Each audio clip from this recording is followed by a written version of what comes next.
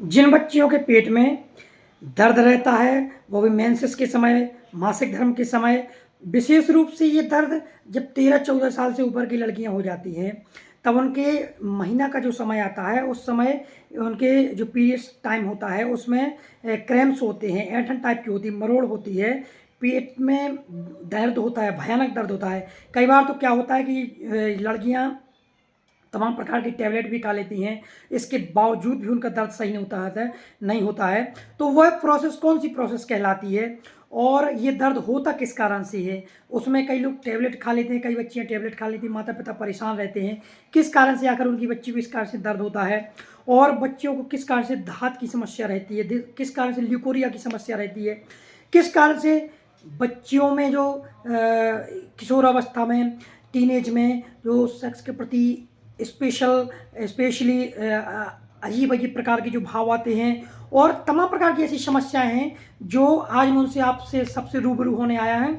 अगर ये आपने वीडियो देख लिया और अपनी बच्चियों को दिखा दिया, आपकी बच्ची मैं गारंटी के साथ कह सकता हूँ कि पूरी तरह से ठीक हो जाएगी। लेकिन ये पेरेंट्स को भी समझनी चाहिए, जो मैं बात आपको बताने जा रहा हूँ। सबसे पहली बात, जो ये दर्द होता है वो 13 साल से लेकर के और 18 साल तक की एज में होता है, फिर उसके बाद 19 साल, 20 साल, 23 साल तक भी होता रहता है।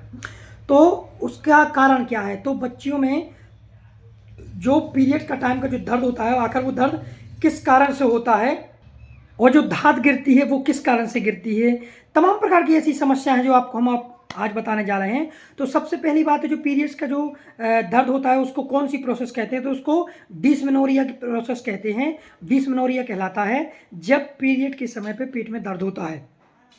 इसके बाद आखिर वो दर्द होता क्यों है?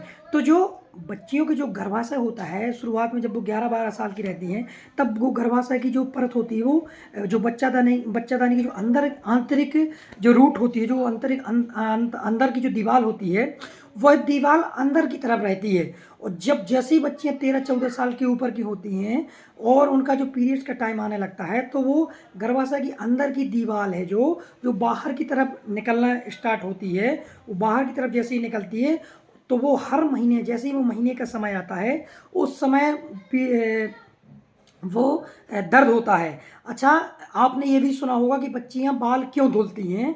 महीना के समय में बाल नहीं धुलना चाहिए, उसके बाद 2 दिन बाद बाल क्यों धोती हैं? तो दरअसल क्या होता है कि जो वो प्रोसेस होती है, जो वो दीवार बाहर निकलती है, आंतरिक रूट कहलाता है, वो जब बाहर निकलता है बच्चादानी का, तो उस समय क्या होता है कि शरीर में हीट बहुत ज़रूरी होती है। अगर शरीर में गर्मी नहीं रहेगी, तो वो अंदर की दीवार नहीं निकलेगी। इसीलिए बाल धोने के लिए रोका जाता है उन 3 दिनों में, कि अगर बच्चियों ने उस समय बाल धुल लिए, तो लड़कों के बाल तो होते हैं छोटे-छोटे, बच्चियों के बाल इतने लंबे-लंबे होते हैं कि अगर वो उसमें अगर पानी डाल दिया जाए, तो वो कम से कम 2-3 घंटे तक तो वो सूखते ही नहीं हैं। उतने में शरीर में ठंडक प्रदान होती है। शरीर में ठंडक सिर के द्वारा प्रदान होती है। तो जब आप सिर धुलेंगे, तो शरीर में ठंडक रहेगी, तो आंतरिक दीवार है वो अंदर रहेगी, और जब वो अंदर रहेगी, तो आपकी बच्ची बच्ची नहीं रहेगी। आपकी बच्ची बच्ची नहीं रहेगी, वो किसी काम की नहीं रहेगी। उसकी जो गर्भाशय है, वो पूरी तरह से संकुचित हो जाएगी, वो किसी काम की नहीं रहेगी। उसमें कोई भी प्रोसेस, कोई भी प्रक्रिया, सब प्रक्रियाएँ बंद हो जाएगी। उसकी ल्यूकोरिया की समस्या भी हम आपको बता रहे हैं। ल्यूकोरिया क्यों होता है? कई प्रकार के ल्यूकोरिया इस कारण से भी होता है कि बच्चियों को पेट साफ भी नहीं होता है। जिन बच्चियों का पेट साफ नहीं होता, उसको भी ल्यूकोरिया की समस्या रहती है। कई बच्चियों के दिमाग में तमाम प्रकार के सेक्सुअल थॉट आते हैं, तमाम प्रकार की बच्चियाँ अनर्गल बातें करती हैं, तमाम प्रकार के जो थॉट आते हैं, उस कारण से भी ये जो ल्यूकोरिया की प्रॉब्लम है और जो दाँत की प्रॉब्लम, उस कारण से भी होती है। अच्छे से साफ-सफाई ना करना, फंगल इन्फेक्शन हो जाना, फंगस हो जाना, वजाइना अच्छे से साफ ना करना, इस कारण से भी ल्यूकोरिया की प्रॉब्लम होती है।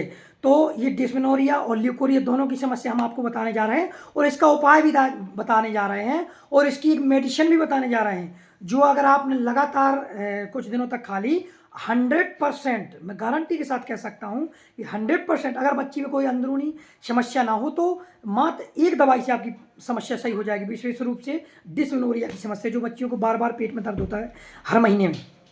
सबसे पहली सावधानी क्या करना है आपको कि अच्छे वातावरण में रहो। रोज़ प्रतिदिन मैं बच्चियों से कहना चाहता हूँ कि चाहे गीता पढ़ें, चाहे रामायण पढ़ें, चाहे कोई भी धार्मिक ग्रंथ वाली चीज़ें पढ़ें, और रोज़ रात में सोते समय, विशेष रूप से रात में, भजन सुना करें, पहली बात। दूसरी बात, दिमाग में अच्छे-अच्छे थॉट लाएँ, कोई भी गलत चीज़ें दिमाग में ना लाएँ। तीसरी बात, अब करना क्या है आपको? आपको करना ये है कि आपको प्रतिदिन 10 से 15 गिलास पानी पीना है।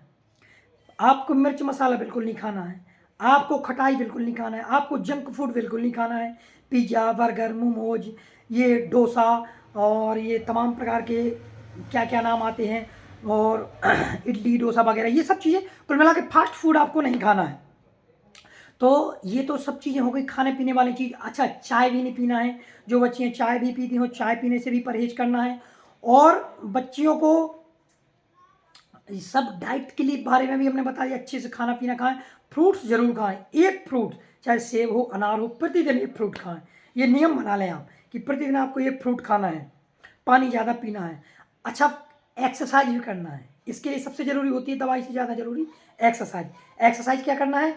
प्रतिदिन आपको 20 दंड बैठक लगानी है, उठक-बैठक जिसको बोलते हैं। 20, केवल 20। अगर 12, 13, 14 साल की बच्ची है तो उसको 10 उठक-बैठक, और अगर 16, 17 साल की बच्ची हो तो उसको 20 उठक-बैठक लगाना है। और उसको ज़्यादा नहीं कह सकते, तो 1 या 2 किलोमीटर उसको पैदल चलना है और फिर 1-2 किलोमीटर उसको दौड़ना है। 2, 3, 4 किलोमीटर का ये सफ़र उसका रोज़ रहे। उसके बाद आने के बाद आप फ्रूट्स खाएँ और रोज़ सुबह से उठने के बाद सबसे पहले 2 गिलास पानी पिएँ, उसके बाद फ्रेश होने के लिए जाएँ, चूँकि फ्रेश होना भी बहुत ज़रूरी होता है। साफ-सफाई रखें नियमित रूप से, अच्छे कामों में मन लगाएँ, दुनिया भर की तमाम प्रकार की बातों में अनर्गल दिमाग ना लगाएँ और अच्छी-अच्छी बातें देखें। ये नहीं कि मोबाइल में पूरे दिन रील्स देख रही हैं, लेटी चाहे जैसी लेटी, कई लोग कुर्सियों पे लेटे रहते, ऐसे इस प्रकार से लेटे रहते हैं, ऐसे मोबाइल देख रहे हैं। तो तमाम प्रकार से ऐसे नहीं लेटना है। जब आप मोबाइल देखते हैं तो तमाम प्रकार की समस्याएँ होती हैं और बॉडी का जो पोस्चर होता है वो पूरी तरह से ढीला हो जाता है। तो ये सब चीज़ें आपको ये सावधानी रखनी है और इसके लिए बहुत महत्वपूर्ण चीज़ बताने जा रहे हैं हम आपको दोस्तों।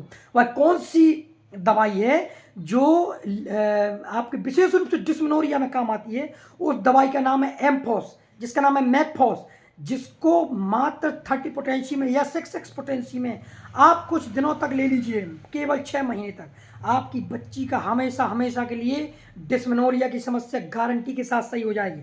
और ये चीज़ें अपना लीजिए आप, पूरी तरह से ये चीज़ें अपनाइए और ये मात्र एक दवाई लीजिए। इसके बाद आपको ल्यूकोरिया, मेंसेस और कोई समस्या है तो आपको ये नंबर मिलेगा आपको स्क्रीन पर, तो आप मुझसे कांटेक्ट करके आप मेरे क्लिनिक पे आकर के अपना संपर्क कर सकते हैं और इलाज करा सकते हैं। धन्यवाद दोस्तों।